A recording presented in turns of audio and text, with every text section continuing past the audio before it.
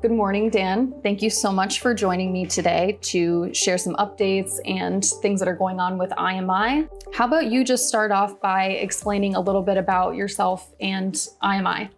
My name is Dan Siteman. I am the marketing director of industry development and technical services with the International Masonry Institute. I've been in this role for a little over 9 years, and before that, I was a bricklayer in the field, actually in the Bricklayers Union in New Jersey area, bouncing between Philadelphia and Atlantic City, doing a lot of restoration and new construction, and then kind of along those lines, developed an interest in the design side of things. So about 6 or 7 years into my career, I got into college for structural engineering. So I kind of moonlighted for a while. And as I was kind of emerging from college, the position at IMI was introduced to me. I didn't really know what IMI's function was necessarily when I was coming out.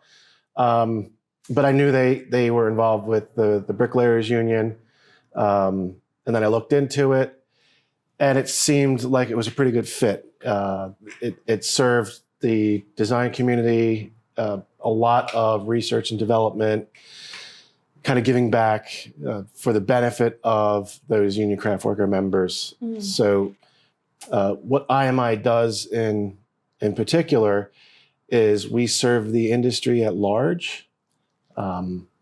We do pretty much whatever it takes to promote tile, marble, terrazzo, brick, block, concrete finishing, anything that our membership kind of touches, we get involved at various levels, like codes, standards, continuing education for architects and engineers, a lot of business development programming for all sorts of decision makers.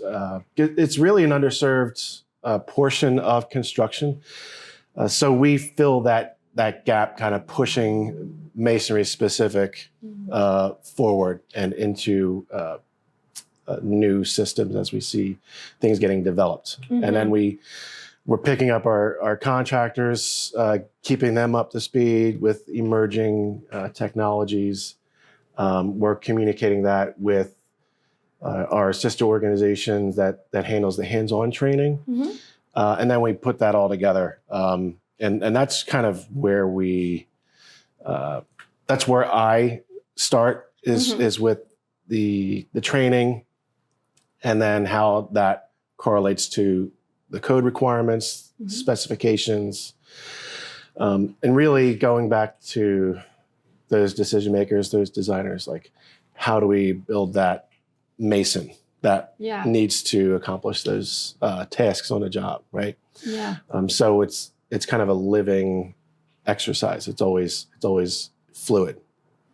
That's fantastic. I'm really curious to learn more about what inspired you in the first place to become a bricklayer, because of course your career has since then skyrocketed and you're involved with IMI. But going back to the beginning, what was the inspiration for that? I didn't want to become a bricklayer, actually, right? So I originally went to college in the traditional sense, right out of high school, in a different fashion. I was a chemical engineering major, and at the time, it really didn't kind of agree with me at kind of where I was in life. So I ended up, dropping out and then kind of exploring my own way, and I just happened to get into the bricklaying industry. Funny that prior to that, along the way, I tried, landscaping for a while, and I had no idea what I was getting myself into. There was this like high-end neighborhood, and this guy gave me a rake, and he told me to grade. I don't know if you're familiar with the term grading. Yes. I wasn't when I started. Right? They handed me a rake and said, "Yeah, we're gonna prep these few properties," and I was by myself, and basically I was rubbing dirt with a rake for 2 weeks. I had no idea what I was doing, and I'm like, man, this this seems like hard work and it's probably not for me, Yeah, right? yeah. But then bouncing around other kind of walks of life, and nothing else was kind of, working out.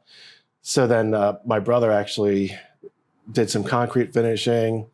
The local union came and organized his crew. He joined the union. And while I was kind of griping about my financial struggles, Yeah. In the real world, he kept kind of nudging at me like, hey, just give it a shot, Mm-hmm. And eventually it came to a point I was like, I need to do something. Yeah. So I did. And the rest is kind of history. It was, fascinating from day one. Mm-hmm. You get to kind of, do that kind of brutal caveman kind of building thing, but you also get to be a little artistic.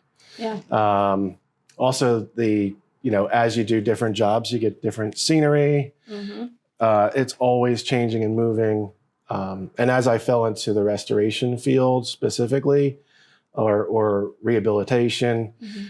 every job's, you could have the same job scope, but every job, because it relies on the building, every job was different. Mm-hmm. So that was really fascinating to me. Yeah, definitely. So I love the story of, how you kind of got involved into the trade industry in the first place. And there was some, kind of back and forth on what you wanted to do, but you did find your path and you stuck with it, and things have turned out, really well for you. And I'm guessing that you're happy with your current career. Absolutely. Yeah. And nothing's perfect in the world, but yeah, I mean, even when it's not a great day necessarily, Mm-hmm. it's still, it's still pretty good. Because there is that cause that we're serving. Mm-hmm. I really feel a sense of, I need to give back to the industry, because I did end up going back to college. Mm-hmm. And I don't think I could have done that without having that union career as a backup, giving me that financial freedom to move sideways and do other things and kind of chase other career paths down. Absolutely. And that's something that I hear oftentimes, is that people are afraid to maybe explore joining the trades because they think they'll be stuck in a certain path. What type of advice, or I guess, what would you say to someone who's maybe considering right now, they're not sure if they would rather go to college, if they're considering the trades? What would your advice to them be? I would say just do whatever interests you. I am still not sure what I want to be when I grow up, but I kind of like where I'm at. It's funny because I help the Bricklayers Union with some career fairs that they get involved with, and a lot of the representatives, it's cute. They're like, oh yeah, and it's true.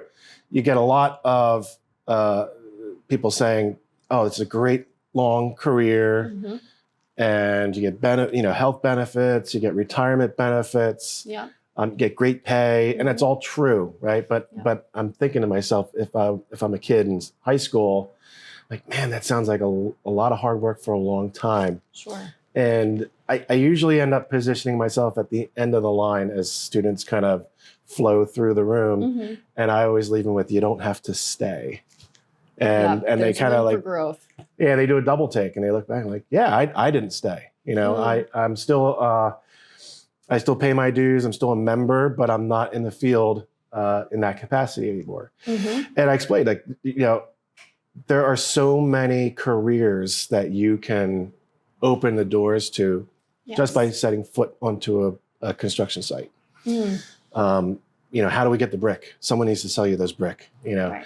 How do we get these projects to build? We need someone to design those buildings. Yes. How do we make sure these crazy architects aren't building something that's going to fall over? Well, we need structural engineers for that. Right. And then how do we know that we're using the most current advanced systems? We're installing it the right way. How do we make sure that we're doing that part, right? And that's, I think IMI plays a big role in making those connections, right? Yeah. We're surveying a lot of our contractor base. Some are super sophisticated, some are, pretty simple, and this, there's room for everybody in this industry. And then we take information from those folks, and we're sharing that with the design field, and vice versa, right? So that's a big thing we do, is kind of communicate the lines of everybody, that everyone's voice is kind of valuable.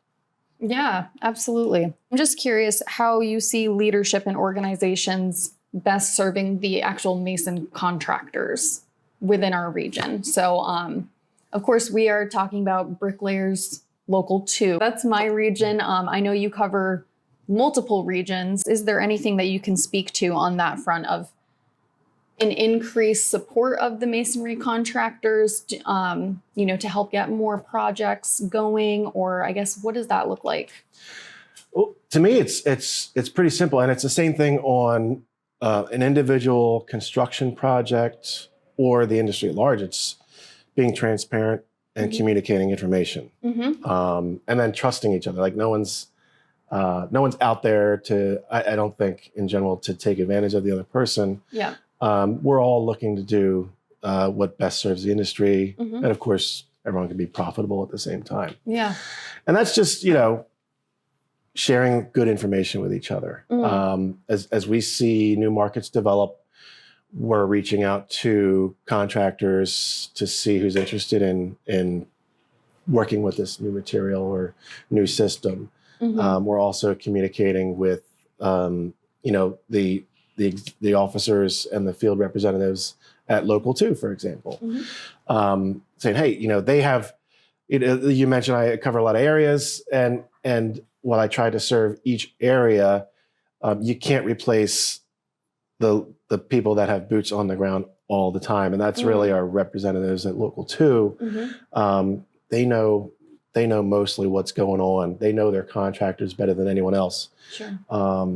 If anyone reaches out to them saying, hey, I got a very niche project, let's say it's a specific stone or a terracotta project, they can quickly tell you 2 or 3, 4 contractors that you should get involved with, right? Sure. And that goes for, if we're talking about design build exercises too, we're here, reach out to us, reach out to IMI, reach out to the contractors that and get good information as you're developing, your construction documents.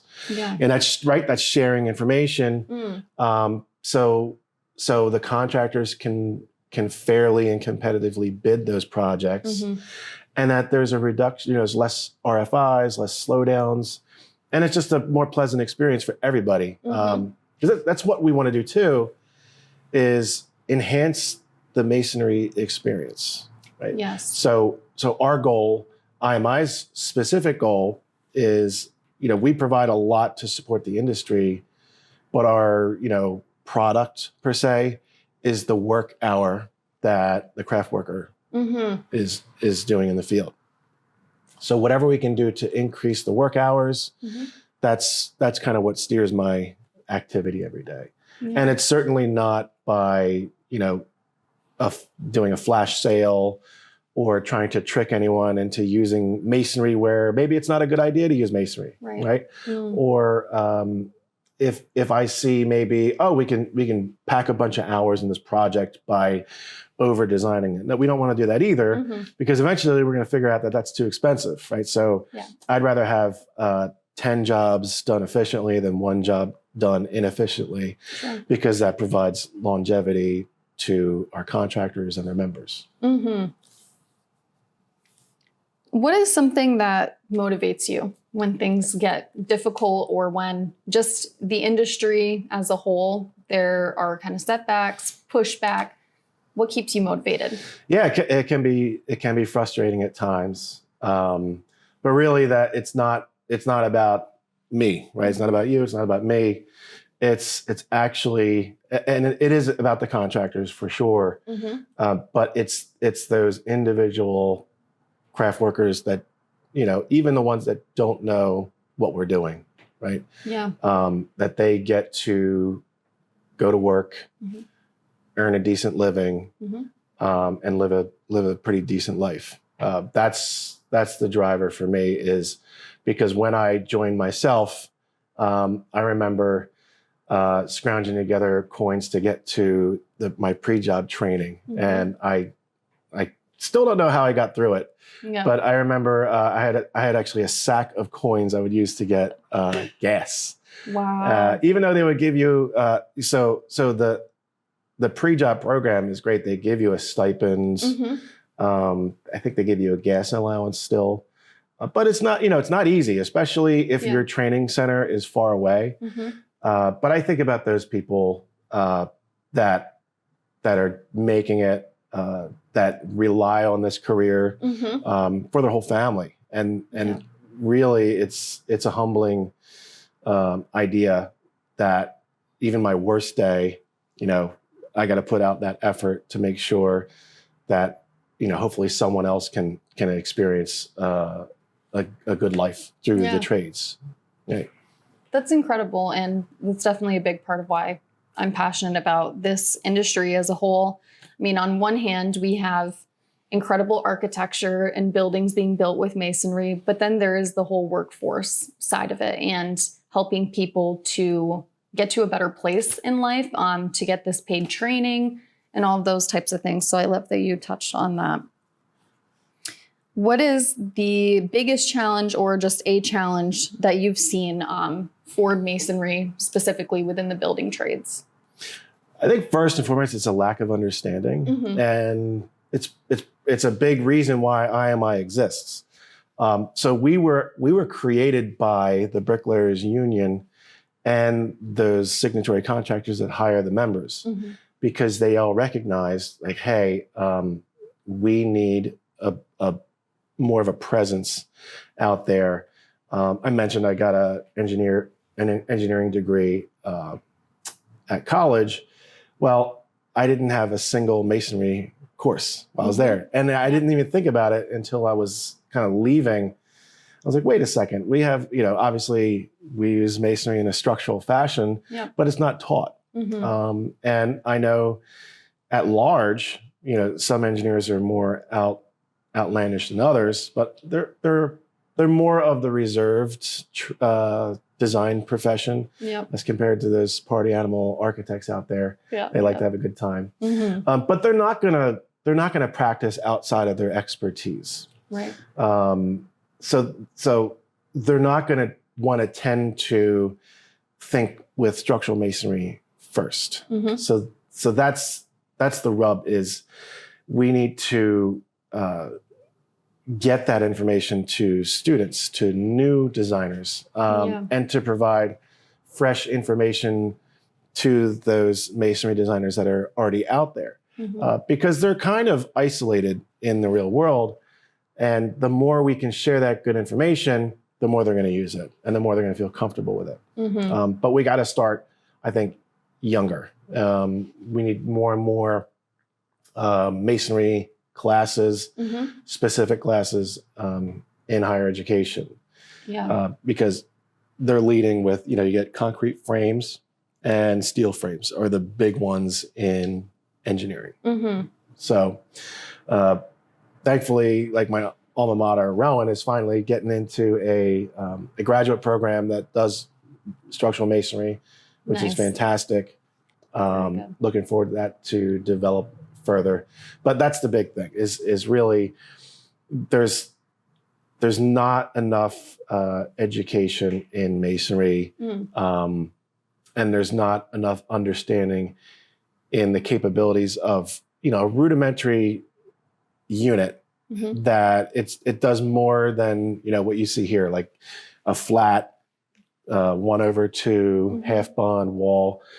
You look at historic areas, even in Albany, right? You get wonderful architecture and like it's kind of a lost art, primarily because you get all these new systems and people want to do things that are new. Sure. But there's so much that you can do that is very different with just your everyday units. You can just change an orientation.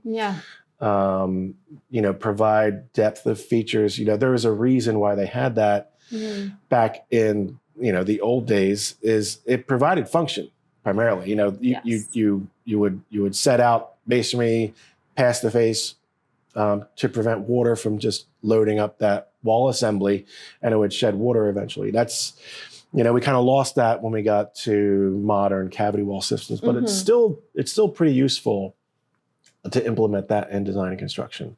Also, you're creating legacy buildings out there, like modern day legacy buildings. Yeah, that's something that I think about quite often driving around the capital region in particular is, what are we doing now to build for future generations? Because people 200 years ago, 300 years ago in the Albany area, they built those buildings knowing they were going to still be standing, and they built them to be beautiful. And they really do have an impact on the overall kind of vibe, I guess you could say, of Albany. And there's similar buildings in the Syracuse area and all across New York State. We have really incredible masonry architecture. Why do you think that we strayed away from that with newer construction? Is it just because the new and shiny materials kind of were introduced? Or do you think that it was a lack of education, and so the workforce started to dwindle and there weren't enough people to build? Why do you think that we're in this situation now? The quick answer is yes to a lot of that. We did build for longevity, and we did lose a lot of the understanding as new systems kind of emerged. And it's great that we're exploring new materials, new systems, even though masonry particularly lost some market share. I'm all about innovating and making things efficient. But what we're seeing now, I think, is we're starting to come back to, there's a lot of ideas, in sustainability, in environmental, being environmentally conscious with our construction. So we're starting to see, and IMI's, trying to nurture some of these discussions too, where we are designing new buildings with the idea of adaptive reuse down the road. A lot of the infrastructure you see now are these facilities, industrial facilities, factories that are being converted into lofts, right? Apartments, and that's really cool. They're and a lot of it's masonry buildings, concrete and masonry buildings. We're able to use the flexibility inside of the buildings and repurpose them. So we actually IMI has a couple flagship programs, one of which is called Masonry Camp. And we run it every other year. And our last iteration was actually that very idea was, hey, we're adding a new space adjacent to a historic site. So we want to create a new space that honors that idea, that architecture, that aesthetic, but modernize that space and also consider what that space will be like, years down the road when we want to change the use of that space. Yeah. So that's a big thing is the adaptability in mind. Structural masonry has come a long way, where it took us a while as our walls got thinner and thinner. We didn't have reinforced masonry, with rebar and grout to kind of, hold that wall together. A lot of it was just mass and thickness, what provided the stability. Yeah. So it took the industry convincing. We finally got people to use reinforcement, to use masonry more efficiently. But then it somewhat got out of hand. Now even interior partitions of masonry, people are reinforcing too much now. Sure. So that's leading the discussion to interior partition walls. Masonry is actually very flexible for future use. It's actually a lot easier to take an unreinforced concrete masonry wall and just take a sledgehammer and knock it down, right? Yeah. and move it somewhere else, as opposed to, cutting up a metal stud wall. Sure. That requires a lot more tools, and it could be more time consuming. Mm-hmm. So a lot of our walls can just be simply unreinforced if they're not structural in a sense. And doesn't that kind of get into building codes and standards where for shear walls or structural walls, it's already determined where the rebar needs to go or how many feet of coursing can be laid first before you have to reinforce? Yeah, yes and no. Okay. So there's guidelines that give you a range. We call them prescriptive requirements. And that's just the, kind of exactly what it says. It's prescribed, a prescribed way of going about structural design.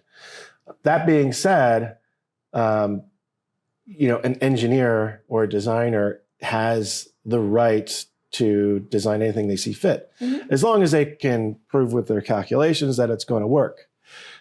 Prescriptive is just kind of the first step, the first guide into masonry. So yeah, you can go, typically our units have cells 8 inches, and you can go up to, let's say 10 feet if you wanted to, but your bar size gets bigger. There's a balance in that, right? Sure. It's easier to use smaller bars, but there's more steel involved. So, sometimes you get, you'll find that sweet spot of spacing and bar size. So you did tease codes and standards a little bit. And I know it could be frustrating for some folks, but it's a good thing. Codes and standards are out there to keep everyone safe as a first line of defense. And it tends to be a slow process. But I think that's the beauty in it is we're making sure things are effective, repeatable, we can build with it, and that everyone's, again, safe with what we're building. For example, talking about the standards and innovating and stuff like that, the masonry standards alone, a lot of folks don't understand that it is the Masonry Society, TMS, that handles the masonry standard. A lot of people talk about ACI 530, and that was not the slang term, but everyone said ACI 530 was the standard. Well, that doesn't exist anymore, right? They were one of the original developers of the masonry standard that we use today.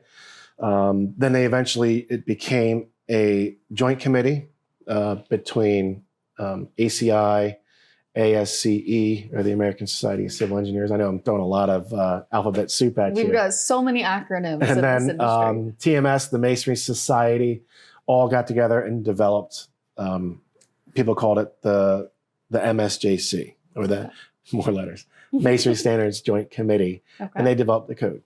Well, over time, the Masonry Society kind of grew into their own, and the other code bodies, ACI, they have a world of their own standards that do not involve in masonry. So they're like, we're busy. I think they were like, we're busy enough. Yes. I think you guys got this. Sure. We're out of here.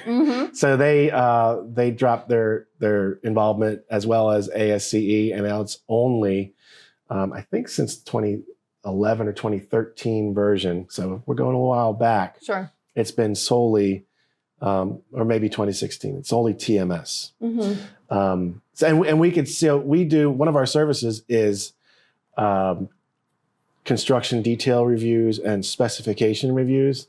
And if we see a reference to an older code, or we can even see that in some of the calculations, we'll be on the phone with the engineer or the architect, like, hey, let's get you up to speed with, because, as it is a slow process, like I was talking about, as they develop new codes every so many years, they actually, for the most part, you get more efficient with your design. We get better testing, standardized testing, especially in masonry. For instance, one of the, if I see a strength design of 1500 PSI for block, I know they're using an old code. Okay. Or they haven't looked in a code in a while, because you cannot get that weak of a wall assembly today. Okay. 2000 is the minimum. And especially here in the Northeast, the aggregates that the block manufacturers are using are much higher. Mm-hmm. So I'll always advise engineers to check, and also contractors to check your break strengths in all your submittals. Mm-hmm. In this area, they're going to be in the 3000 range and up. And then there's a blend of the unit's strength and the type of mortar you're using when you're doing structural masonry. That'll give you kind of a number in between, but up to 2000, it's 2000. Gotcha. That's actually the minimum strength for structural masonry today. So at the very least, I'm checking for that. And then I'm also kind of nudging people to increase that design strength, because as this design strength goes up, there's actually less of a need for rebar and grout. So your masonry systems go up more efficiently, faster.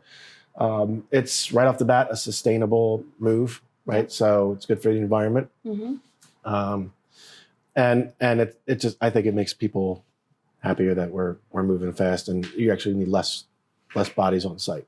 Sure. Which kind of serves, the industry-wide observation today is there's less, skilled labor out there.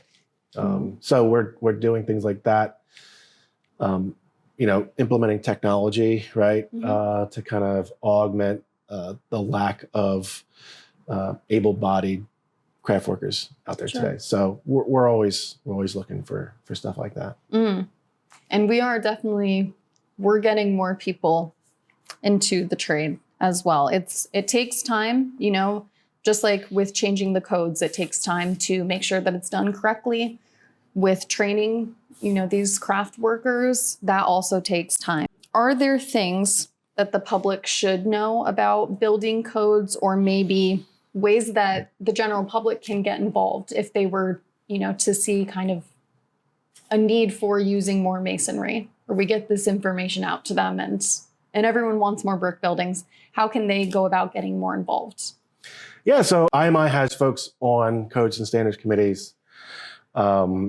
If it's not IMI, then BAC, or Bricklayers, more letters, Bricklayers and Allied Craft Workers, the union that we kind of serve.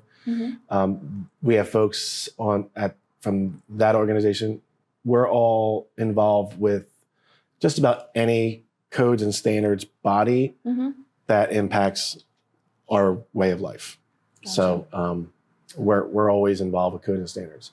So that being said, we're all regular people, and the codes and standards world is built by everyday regular people. Yeah. They're involved in design and education and construction, and they develop advancements in code. So if you have an interest, try to get involved. I would say find a committee or a subcommittee, attend meetings whenever possible. You can certainly do that. And if you're looking to find a way in, just reach out to somebody in the industry, and they'll put you in touch with the right people to get involved.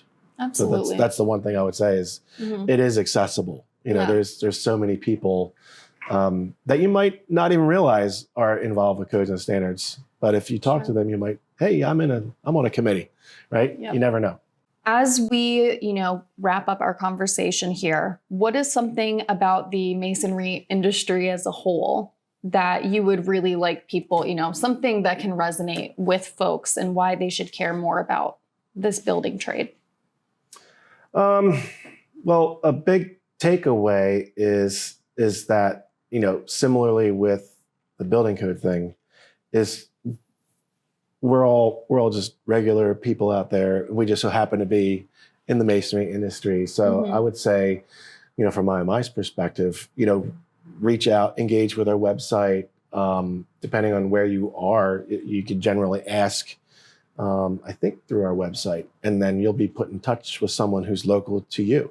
Okay. And then we can begin that dialogue. So, we do a lot of cool things with IMI, but we don't do everything. There's a lot of partners out there in the industry, BIA, the brick industry, more letters for you. And then the Concrete Masonry and Hardscapes Association, Yep. Formerly NCMA, now it's CMHA. Yep. They're great partners as well. And we're not here to reinvent the wheel. So if we're asked a question and one of these other organizations has a resource, we'll share that directly. And then we'll also put you in contact with, if need be, a contractor or somebody else in the industry. Mm-hmm. So it's really, it's a great community in the masonry industry. And it would be great if there was more interaction and communication. I'm a big communication person. A lot of our issues that we run into is from lack of communication. Sure. So, it would be great if everyone knew what IMI was and what we offer. But that's part of why we're here too, is to tell people what we do. Yeah. And the answer to that question is it depends, right? Who you are, what your perspective is, what you're looking for. Right. For example, an architect can ask us what's the best flashing system for a masonry wall, and then that really depends. What's important to you. Mm-hmm. Right? Is it longevity? Is it cost? Is it aesthetics? That can all impact your decisions. And IMI specifically is comprised of a bunch of different folks from different backgrounds. Mm-hmm. So, I was a former bricklayer, structural engineer by education. We have architects on staff. We have building enclosure experts on staff. We have architectural conservators on staff. Mm-hmm. So we're always collaborating on providing solutions. So if I need to bring in someone else, I will not hesitate to bring in the expert to help with whatever the needs are. So that's also kind of what we do is introducing folks to all of these different sets of expertise that's available to them, right? Because architects and engineers, even design builders, so much, they're really asked to do a lot. They have to wear so many hats of expertise. So a big call to action is look for those trade partners to help you, build what you want to build with, right? Absolutely. And if you want to dabble in masonry, we can certainly help you do that. Well, Dan, I think that this has been a fantastic conversation. I've definitely learned a lot, and I hope that our audience does too. So thank you very much for coming in today. Would you like to share IMI's website with our viewers? Sure, it's pretty easy. imiweb.org. You can find more at masonrynetwork.org about Upstate Masonry Institute. And be sure to click like and subscribe so that you'll be notified for new episodes that we have coming up. Thank you for watching.